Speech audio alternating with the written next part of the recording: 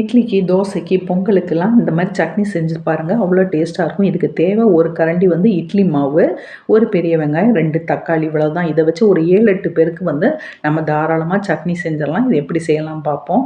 First வந்து mixie ஜாரில் வந்து ஒரு 1/2 டீஸ்பூன் வந்து ஜீரகம், ஒரு 4 பல்லு பூண்டு, அதுக்கப்புறம் இதுக்கு கூட வந்து பெரிய வெங்காயம், ஒரு பெரிய வெங்காயம், நல்லா மீடியம் சைஸ் வெங்காயம் அது, 1 டேபிள் ஸ்பூன் வந்து காஷ்மீரி சில்லி பவுடர். இது காரம் குறைவா இருக்கனால நிறைய சேர்த்துருக்கேன். இதை போட்டு சதைச்சி தனியாக எடுத்து வச்சலாம். ரொம்ப நைஸாக அரைக்கணும்னு கிடையாது.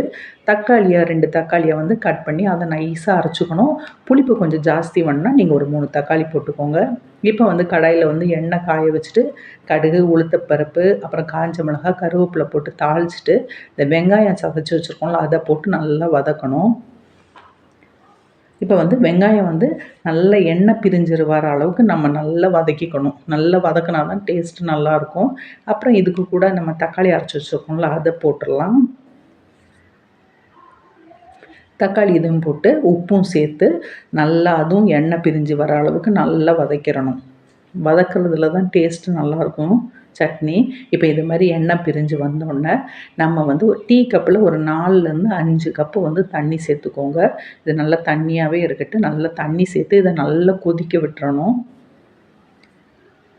இப்போ ஒரு 4 1/2 டீ கப்புக்கு 4 1/2 கப்பு போல் தண்ணி சேர்த்துருக்கேன். இது நல்லா கொதிக்கட்டு.